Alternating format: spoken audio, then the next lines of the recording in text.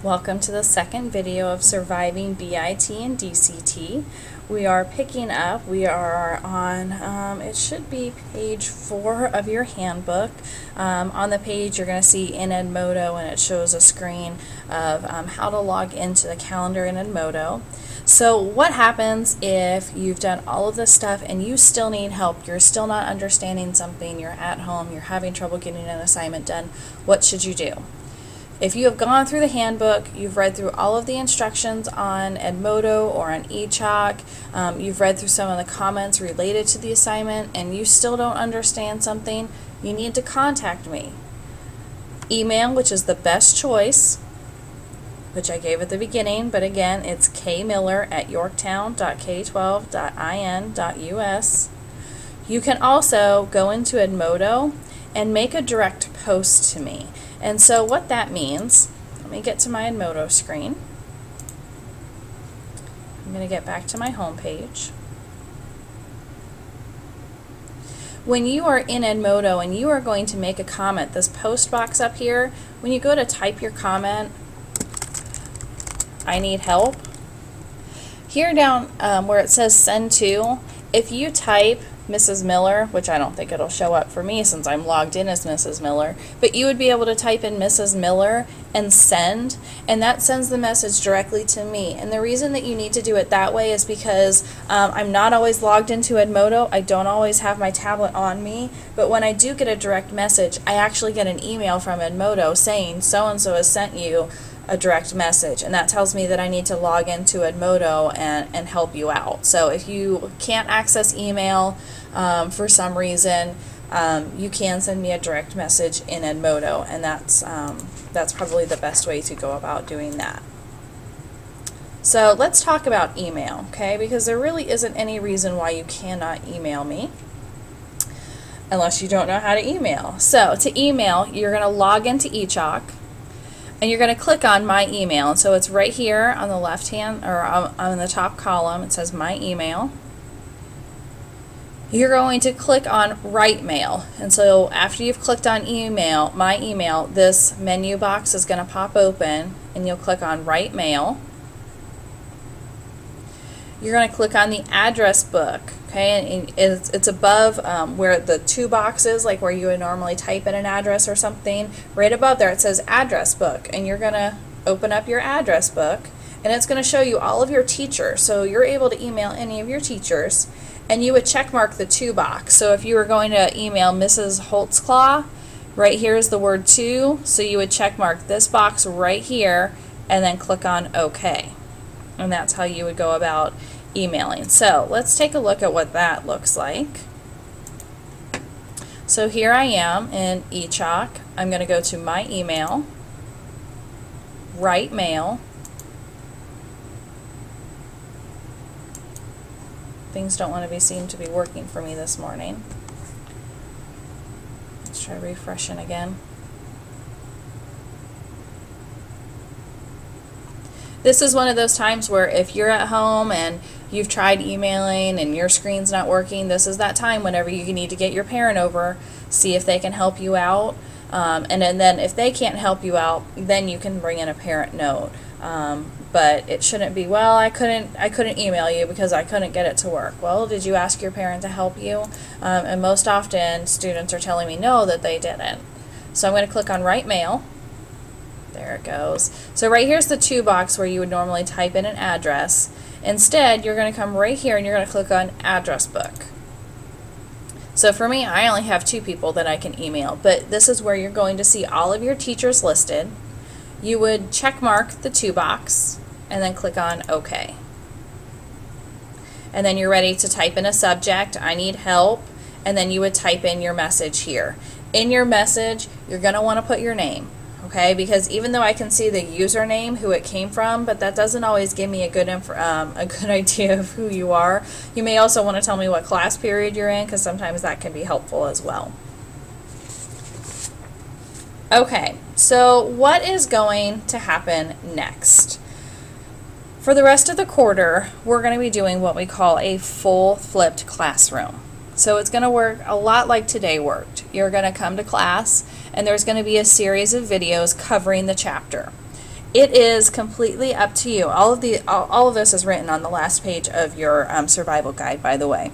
So it's completely up to you how you watch those videos. Okay, you can watch all of the videos here in class. So if you don't have internet at home, or some of you said that you didn't necessarily want to do homework at home, you'd rather have it here in school, you can choose to watch all of those videos here at school.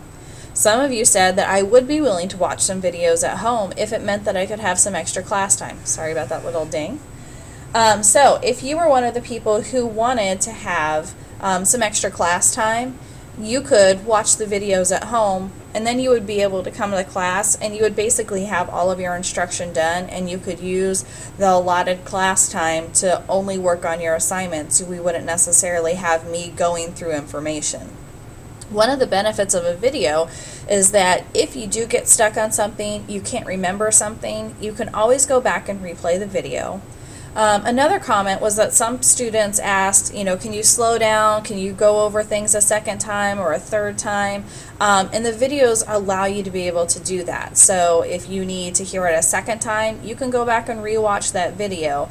But there are students who catch on to it the first time, and we don't want to hold them up and have them getting bored. So those of you who are catching on to things quickly, you can watch those videos one time and you're probably good to go. Those of you who need to watch it a couple of extra times, that's fine. There's nothing wrong with that. You are more than welcome to do that as well.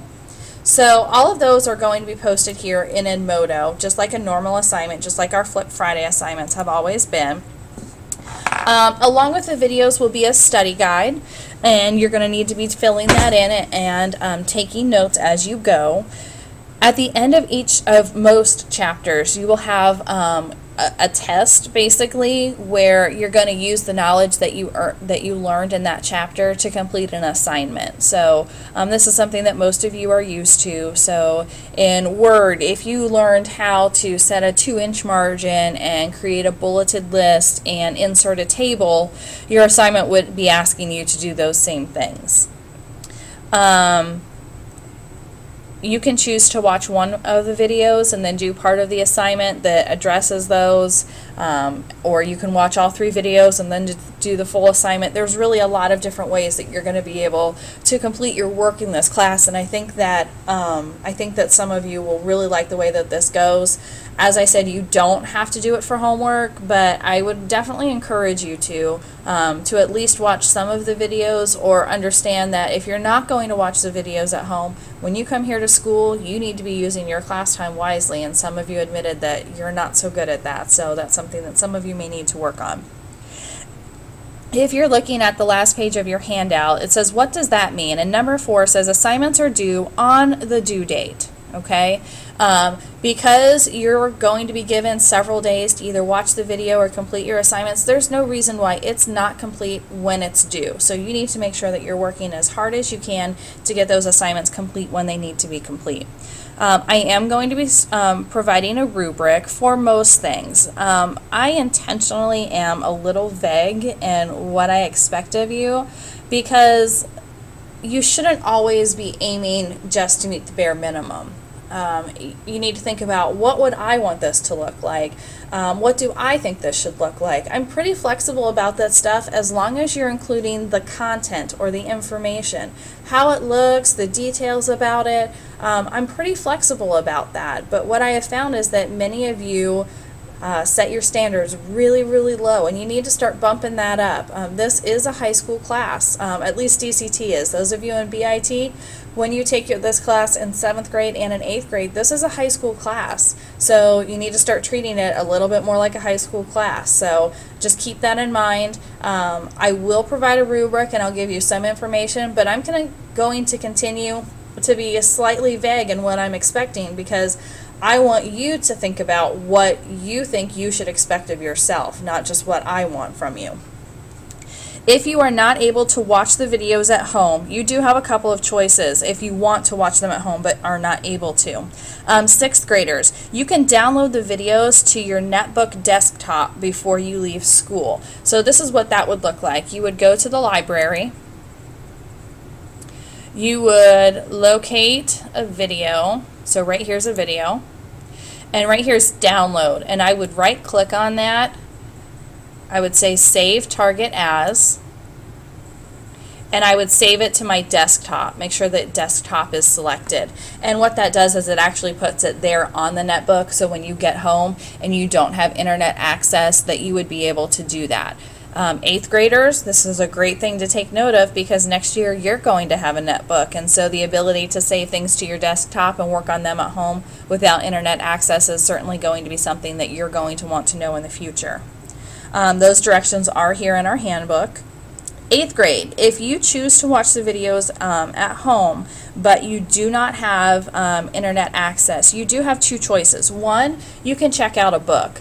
I'm not necessarily going to be going through the book word for word, but I am going to be covering certain different ideas from the different pages. So you would be able to document, video 1 covers pages 26 through 33, and you could check out a book from me, take that book home, and actually read through pages 26 to 33, take the notes that you need to, so that when you come to class the next day you have that information together.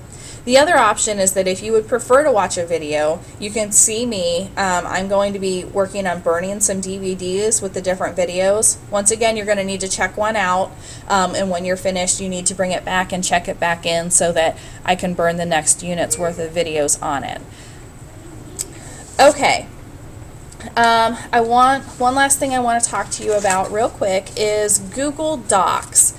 This is something that's available to you. I've not explained it real well because I'm not entirely familiar with Google Docs, but we are going to go back to our eChalk page.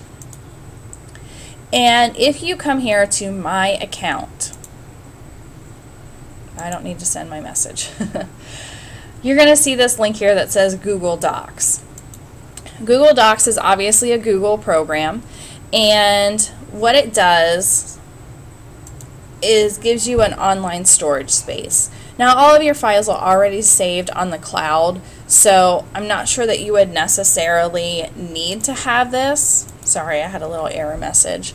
But one of the benefits of Google Docs here is that it does let you work and create various documents. So if I clicked on Create, I could create a Word document, a PowerPoint, an Excel document, a database. So if you are needing to work on something from home, but you do not have access to Word or PowerPoint or something like that because you simply don't have those programs on your computer, what you would want to do is upload that. So here,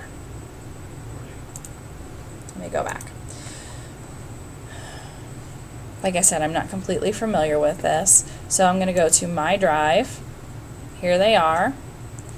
I'm going to, oh, that's a new folder. Dismiss that.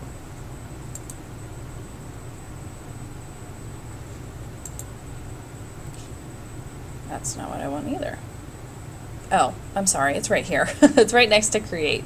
You would want to upload your file. So you go to, before you leave school, you're going to want to do this before you leave school. If you know, I need to work on a Word document at home tonight, I don't have Word, before I leave school today, I'm going to go to my Google Docs, I'm going to click on Upload, and I'm going to go to Files. Then you're going to go to your files, so you're going to go to Library and Documents. You're going to find the document that you want uploaded, and you're going to open it. And this box will pop up. It's uploaded now. I'm going to go ahead and close out of that. And there it is. So now when I go home, I just need to log into eChalk, go to my Google Docs. I'm going to click on the document that I need to work on. It opens up into a different screen. And it you can make your changes, you can type in here, you can do everything that you need to do, and it's going to save it automatically. So you are good to go. You don't have to resave it to Google Docs, and that's the way you can do those. So now that you've watched both videos, there is a little quiz that you need to take here in Edmodo covering some of the things that we've talked about. I am going to be asking questions about things that are not in the handbook that I did cover, so hopefully you did watch the videos and paid attention. Good luck on the quiz, and I will see you tomorrow.